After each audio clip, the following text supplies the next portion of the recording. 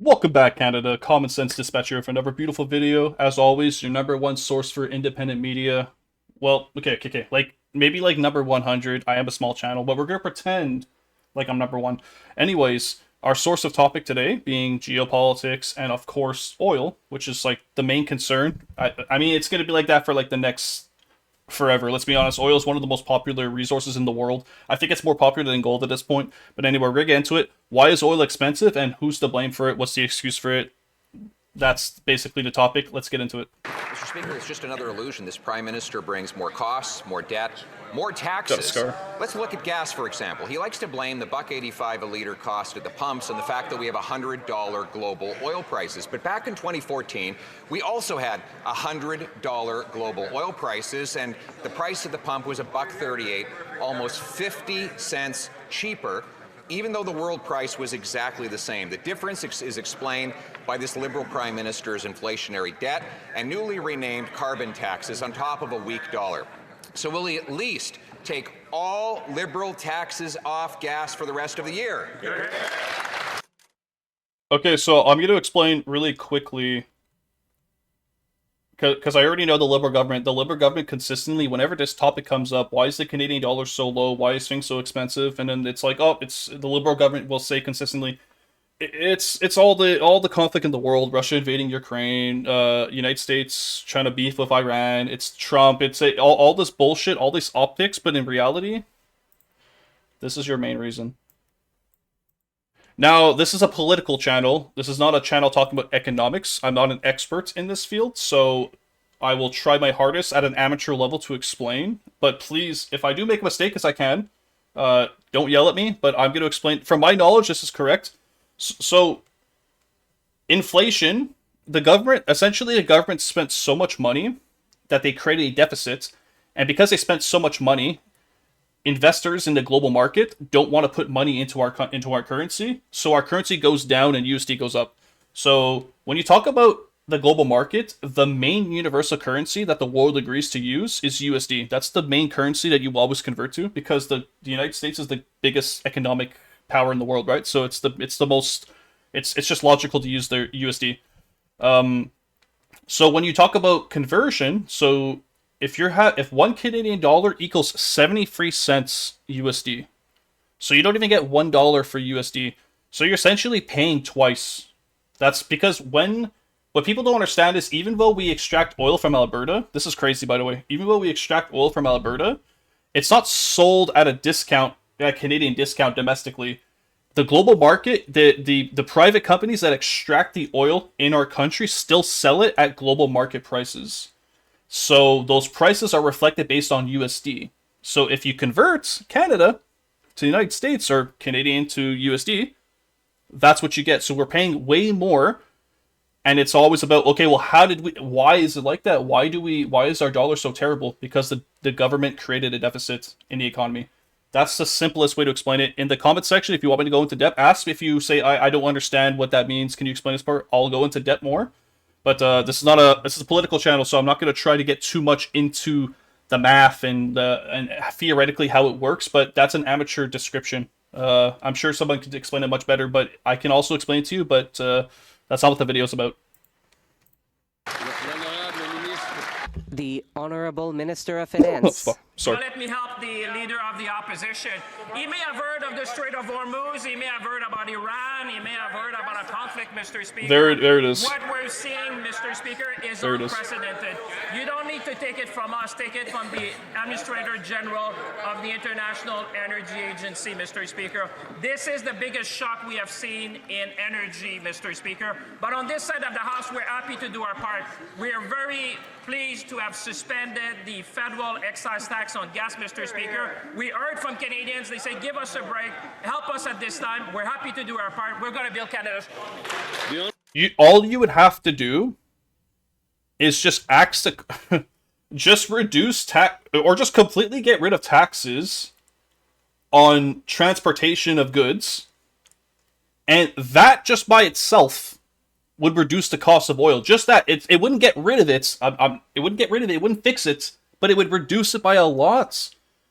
And the government keeps They're the reason. Inflation on top of the fact that you're overly taxing people, it doesn't, like, all you would have to do is reduce taxes, make Canada more attractive for investors to come in, because nobody wants to buy CAD when we have insane amounts of taxes, harsh restrictions, and there's no confidence in our economy, so nobody wants to invest. Why would you want to put money into CAD when our government spends the way they do? And supply, so essentially, the money that we have, the government's spending so much more money, but there's not enough supply with that money. There's not enough houses for people to live, so rent goes up. There's not enough, groceries are way more expensive because of the carbon tax, all the transportation, and it's all because of the government. All they would have to do is just axe the carbon tax. It's literally simple. It's Pierre's right. It would just take one simple, just get rid of taxes. That's all you do. Taxes as a whole, it's a whole socialist concept anyway, but that's a whole different topic. Honorable Leader of the Opposition. The Strait of Hormuz might explain why global oil prices are $100 a barrel, but they were $100 a barrel back in 2014. And at that time, when Conservatives were in power, gas prices were 50 cents a litre cheaper. Wow. South of the border, yes, they have the same global oil price of $100 a barrel. Tell them, Pierre. And yet, their gas prices are 15% cheaper. The difference is explained by high liberal taxes, including the newly renamed carbon tax, the inflationary spending, and the weak dollar this Prime Minister has caused through his incompetent economic policies. So will he at least have the courage to stand up and announce that he'll get rid of all the taxes for all the year?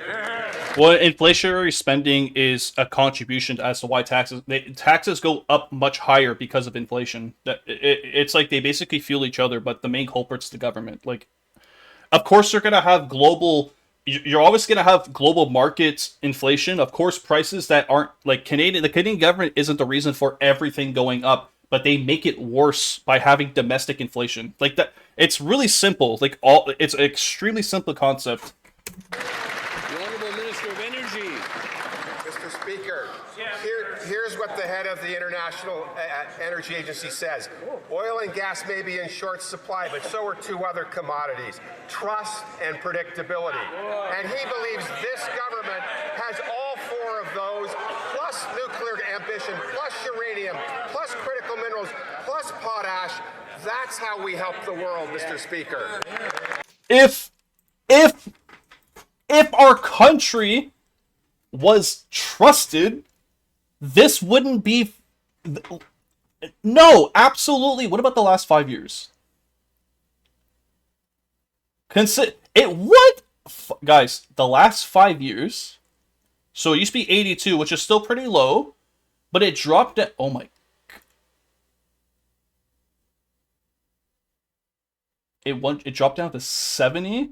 2025, Mark Carney brought it back by free... This is like... There's no accountability. They are the reason our dollar is crap. The country's currency is reflected by how much people want to invest in the country, and nobody wants to invest in our country because it's overly taxed, overly regulated, and our deficit's so high. Why would you want to? I'm not going to repeat the same points, but it's obviously bullshit. This government is full of shit, and they don't want to take accountability. And it's disgusting. That's why I made this fucking channel, because you guys are disgusting criminals. Treasonous fucking disgusting criminals. The Honorable Leader of the Opposition. Just take account.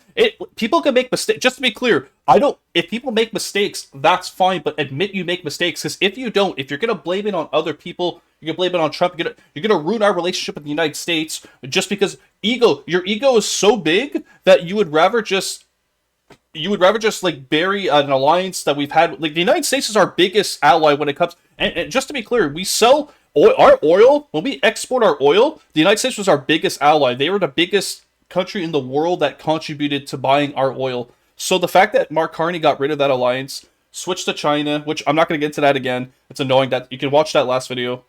This government has ruined the country. They completely ruined the country, and they don't want to take accountability for it, and to me that's treason. Because if you can't take responsibility as government in a democracy where we vote to make you the leaders of our country, we trust you, and you break that trust, you're a criminal. Canada trust this Prime Minister to stand up and answer questions, Mr. Speaker. In fact, after a year of being Prime Minister, promising to build at unprecedented speeds, he was asked last week if he even supports ever building a pipeline to the Pacific, and his response was, so all of that lines up to it's more likely than not, which means more probable than possible, but none of that is to say more likely than to the Pacific. He was asked one more time, Mr. Poilievre, one more time. Last week if he even supports ever building a pipeline to the Pacific, and his response was, so all of that lines up to it's more likely than not, which means more probable than possible, but none of that is to say certain, still a lot of work to be done. And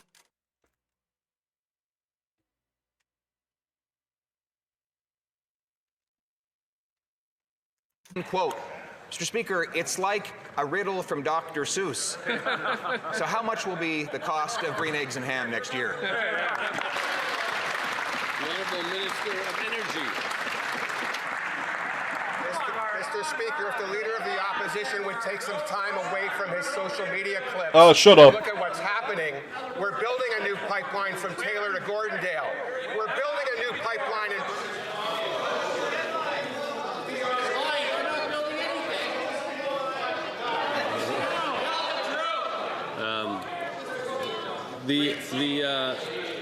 Let's start that from the top. There was too much confusion.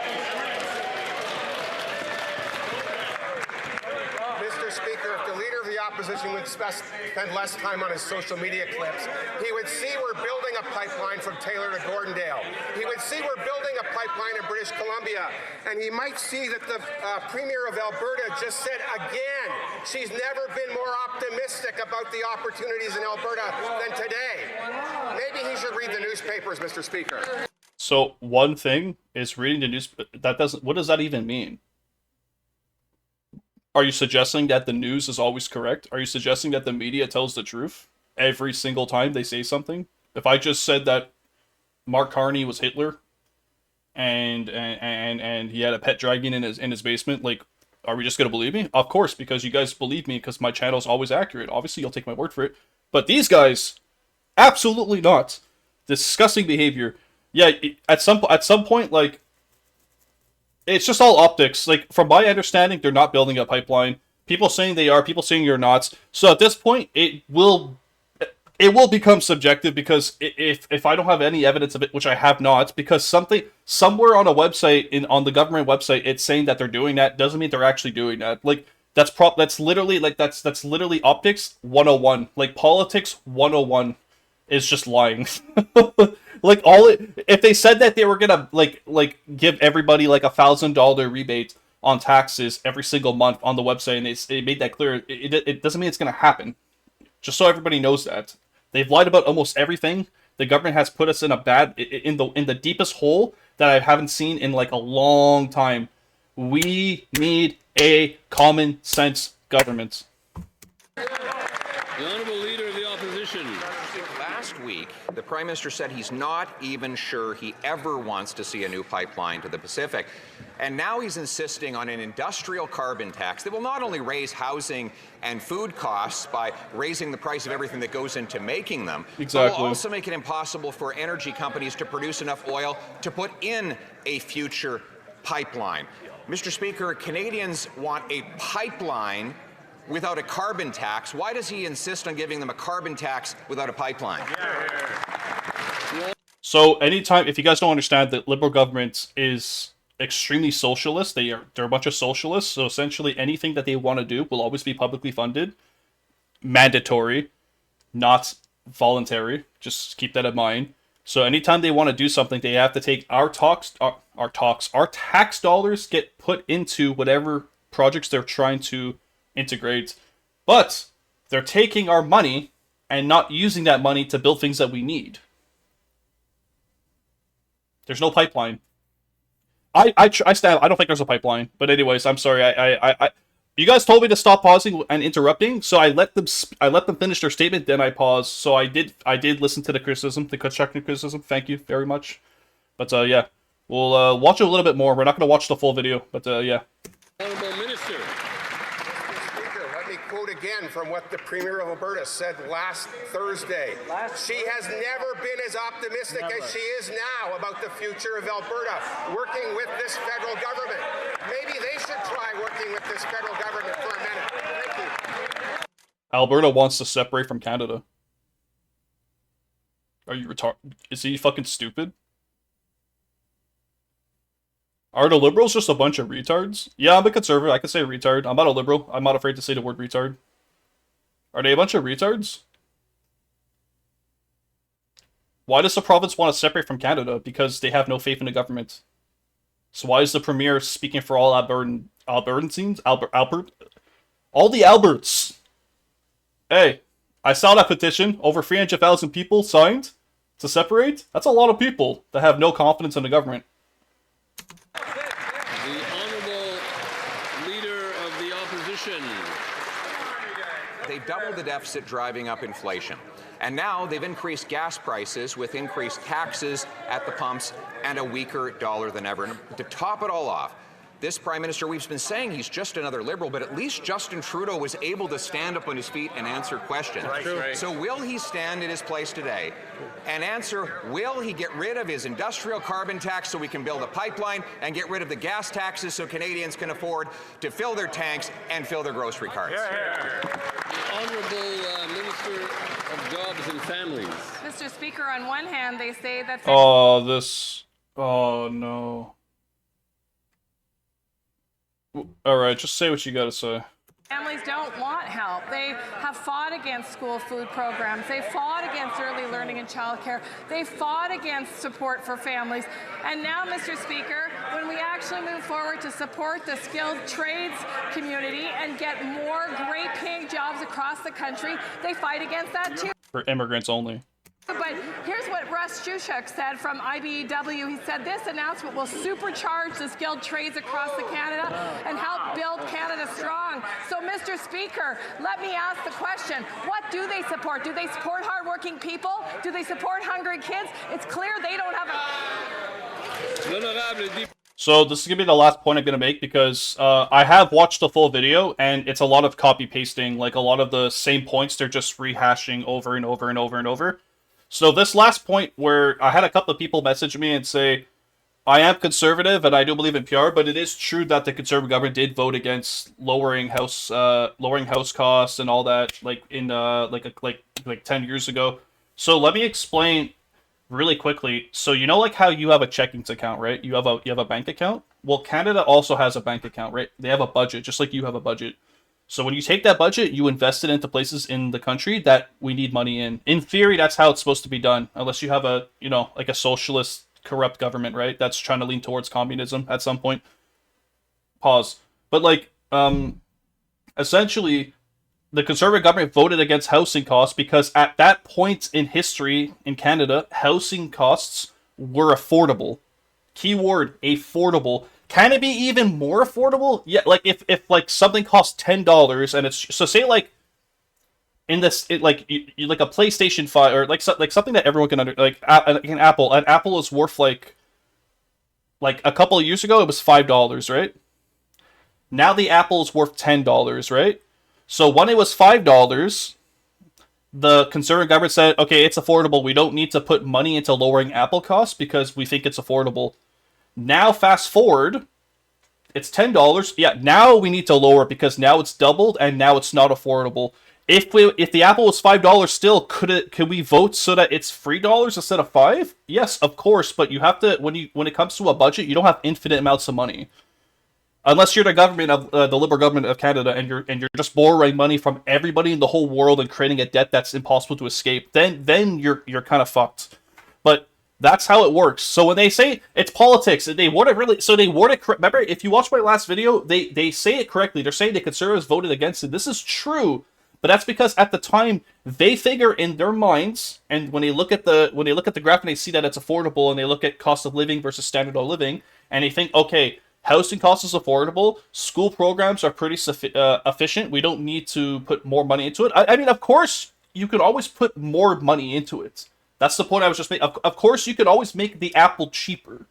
It's not about making it like at some. Let's just make it free at some point. But that's not. It's like not reality. But yes, you could make it cheaper. But if we think it's normal and it's affordable, and we use the word affordable, then we'd rather take the money and put it elsewhere. That's how it works. So she's not being extremely authentic when she makes that statement. She's making it seem like the conservative government hates old people. They hate children. They don't want you to have homes. They don't want you to eat. That's not how. That's actually in reality. That's not how it works. It's just because history changes, because inflation will change. And depending on the currency, depending on how high taxes are, depending on the economy, these things are factors. And back then it was a lot better. I wonder why. So we'll leave it at that. I hope you guys enjoyed the video. I apologize if I took a long time for my video. Girlfriend is pregnant. Baby's due in July. And obviously I have behind the scenes obligations that take more priority. So I'm gonna upload this video, create some shorts for you guys. I appreciate the subscribes and the likes. I assure you, anyone that's watching my video that hasn't subbed to me yet, or I would appreciate if you can give me a sub, like my video. I work really hard for these videos. I like to upload the truth. I like to speak my truth. I try to be objective. I try not to be biased. And I always fact check what I can. And if I don't understand a subject, I'm not going to talk about it, because I don't like when people talk about things they don't understand. I try to maintain that integrity. So I hope you guys respect the work I put into. And yeah, I'll catch you guys next time. Stay chill.